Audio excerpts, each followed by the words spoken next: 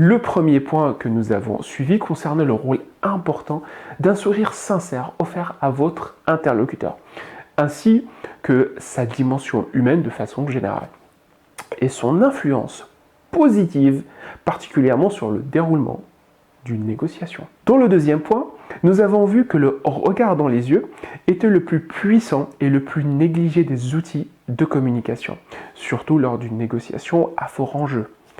Nous avons aussi vu que le regard dans les yeux était d'une part un signe de confiance en soi, de force, d'efficacité, et d'autre part donner une proximité qui démontre votre intérêt pour la personne de votre interlocuteur.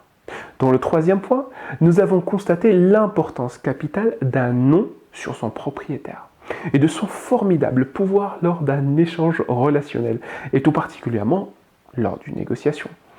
Nous avons vu, en effet, que le fait de se souvenir et d'utiliser le nom de votre interlocuteur lors d'une négociation traduisait un intérêt réel de votre part à son égard, la chose qui risquait de le mettre en de bonnes dispositions pour la négociation.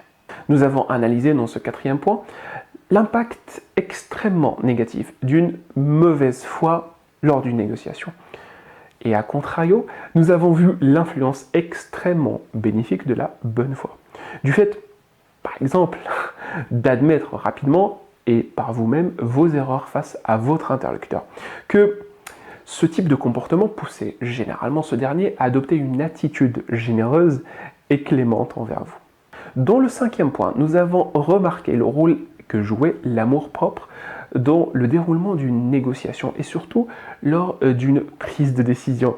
Nous avons observé que pour un meilleur avancement dans une négociation, il était hautement bénéfique de proposer à votre interlocuteur des idées ou des propositions ou des options qui lui permettaient de changer assez facilement de position sans que son ego ait à en souffrir. Dans le sixième point, nous avons examiné les conséquences des émotions négatives entre interlocuteurs dans le déroulement d'une négociation.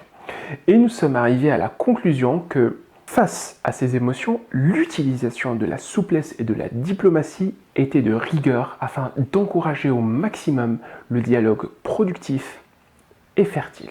Le septième et dernier point que nous avons évoqué mettait l'accent sur l'importance du sens moral dans une négociation. Nous avons vu combien se montrer juste et équitable quand rien ne vous oblige à l'être pouvait renforcer le respect et la confiance que vos interlocuteurs ont envers vous. Pouvait aussi faciliter les transactions futures avec eux et à long terme vous constituer une bonne réputation.